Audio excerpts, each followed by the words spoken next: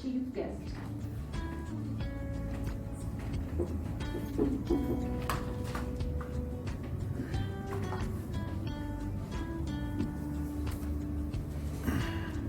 The president of the Rotaract Club of Saegis campus, Mr. Ramage, dignitaries at the head table, ladies and gentlemen,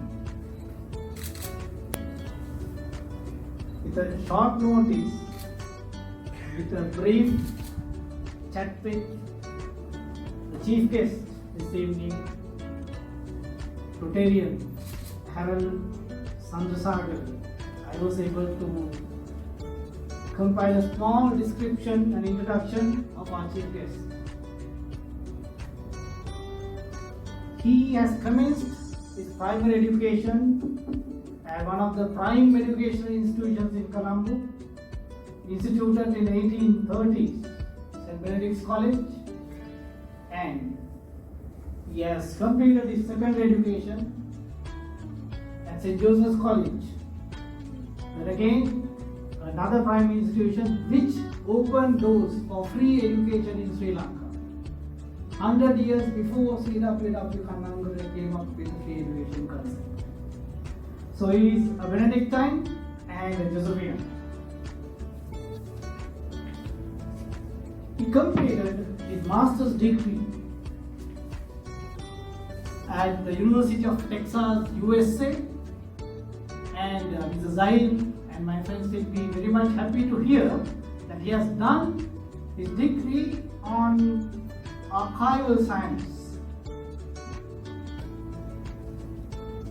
Having completed his degree, he has worked for a couple of organizations in the Asian Pacific region, and presently he works as a senior lecturer in a number of organizations on micrographics and digitalization of archival documents.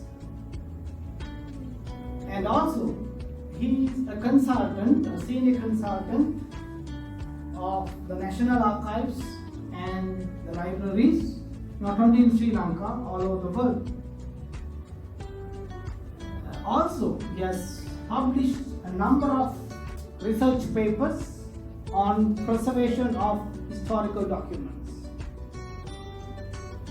Not only the bookish work, he had been a football player and gone up to the extent of playing for the national side.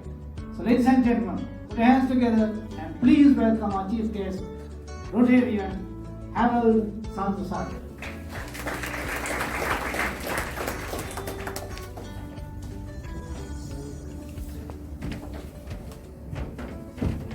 Thank you, Mr. Benjamin. Members of the head table, immediate classmate Champa, Manager Mr. Benjamin, District Rotaract Representative Kassan, RDO President Vishnu Gamagi, Secretary,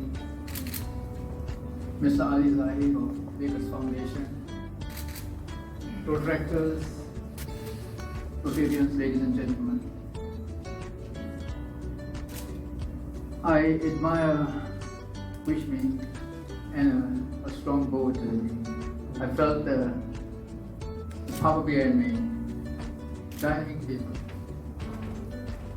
I would like to take your mind back to 1968, interesting year, a year when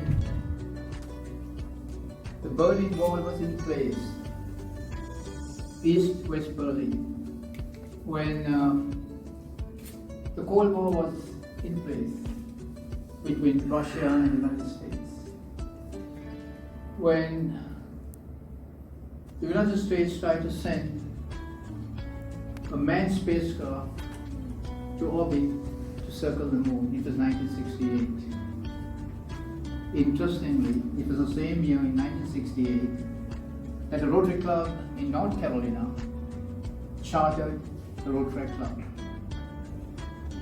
Rotaract has got a great legacy. It's got a legacy of 52 years, beautiful storylines. If you look at some of the Rotaracts here in Sri Lanka and abroad, So in fact, all you Rotaractors out there, you have a great legacy behind you. You just need to build on that. I would like to take your minds back to India, 1968.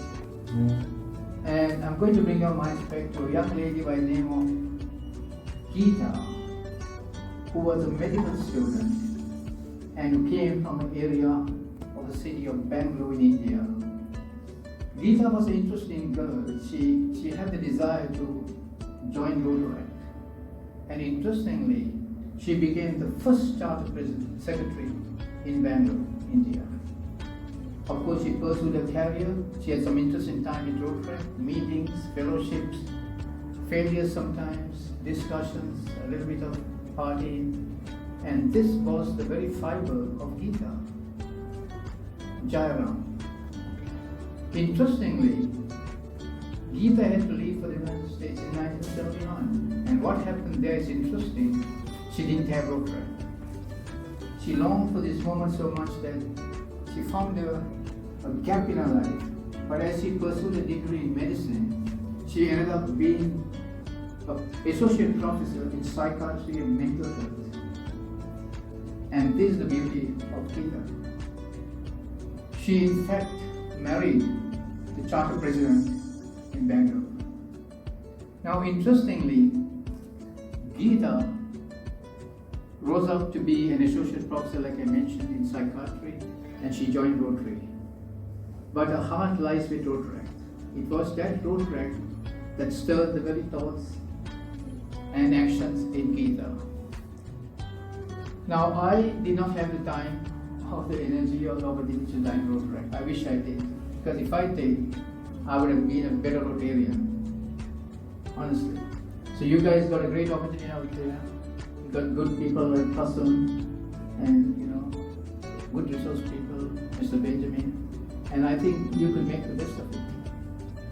I incidentally had the opportunity of studying in the States. My father was a teacher, and I had the opportunity because I got a part scholarship.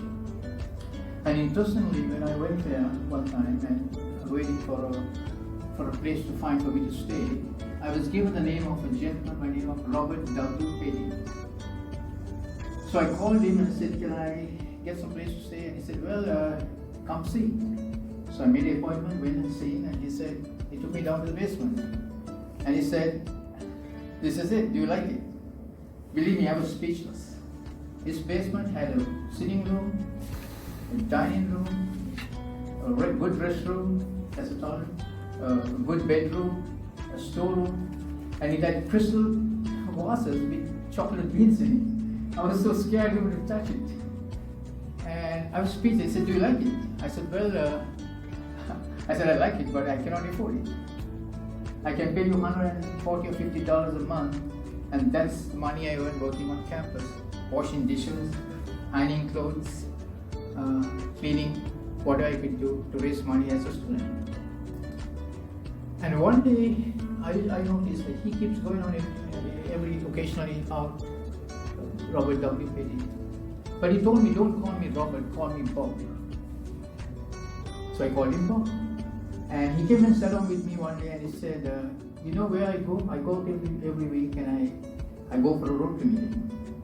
We have the best of fun and we bring the roof down." I mean, that's exactly his words. And he said, "When you go back, make sure you join Rotary." Now this incident where he came and spoke to me was just exactly 3 or 4 days before I paid his rent of $150. I was just $30 less. So what I did was, when I got the money, I went and told him, "Here's the money."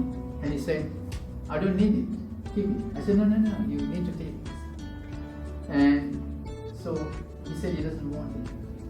Of course, Robert W. Petty was a dean of medicine. He worked for the US Navy and he was a Rotarian. But honestly, I came back here and I never joined Rotary. I was so much in work, traveling all over Asia Pacific, and I never joined Rotary. I had a friend of mine who was a president counselor, and he called me one day and said, "Get ready, we're going for dinner." And he said, "Just dress code, wear a tie." So I wore a tie, went for dinner, and he was with me for just 20 minutes. And he said, "Here's a guy, take him, he has enough time on hand, I said, no, I don't have time. He said, you don't present. No, he has time. I'm leaving, take care of him. And that's the way I joined Rotary. Now, the interesting thing about all this is that Robert W. Petty told me, Rotary is first class. It's never third class. And so is Rotaract.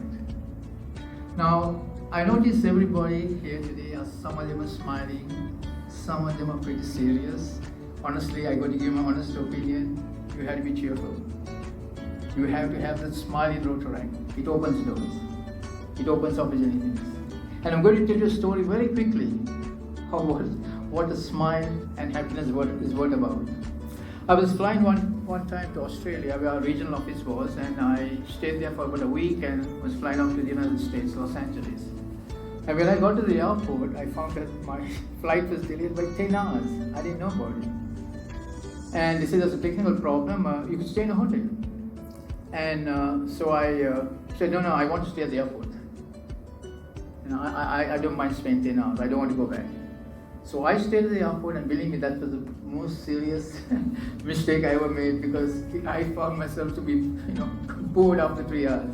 So I went and bought myself a book, and in the book was an amazing story of a young man who was around 35 years old, married with 2 children, who had come down with a serious cancer. And it blew him away. The doctors told him, you have 6 months to make the best of it. And do what you can. And believe me, he never did anything for 3 months. A little after 3 months, he got himself a videotape, cassettes, and he got himself humorous cartoons and videos and family movies, and began to watch this. And after 1 month, they found that he looked better. So they ran a test on him, and they found out that his cancer was healing. I mean, it amazed the doctors and surgeons in Melbourne. Of course, I was in Sydney, reading this book. And the story goes on that they didn't tell anybody about it. They kept quiet about it. And then after another 4 or 5 weeks, they ran another test, and they found that his cancer is totally healed. They were shocked. And they told this young guy, you could go home because you're cured. And he said, no, I'm going to die in 4 or 5 weeks. I need to stay here. They said, no, you're not going to die. And they virtually had to shoo him out, and they began to research and find out what really happened. This was a miracle. And what they found out was astonishingly amazing. Where they found out when a man is very sad and depressed, his body produces chemicals that hacks his nervous system, and he comes out with illnesses. Now this is sometimes, most of the time it happens. People going through separation, divorce, financial crisis, they get into various health problems. They don't take time to smile or to laugh because they're engrossed with a lot of things on their mind. But they also found out that when a man is happy, when a man is smiling, his body produces a chemical known as endorphins that strengthen the immune system, and you very rarely fall sick. My dad was a teacher, and he said, laughter is the best medicine. It was a thing that we took it for granted, but I didn't realize it till I read this book. So you Rotaractors and out there, make sure to smile, make sure to have a laugh, at your meetings. Make the best of it. I'm sure that each one of you could be a Geeta Jayaram, and each one of you could be Jay Kumar, who was the husband of Geeta Jayaram. I wish you well. I'm sure you will do well, and may God bless you. Thank you very much.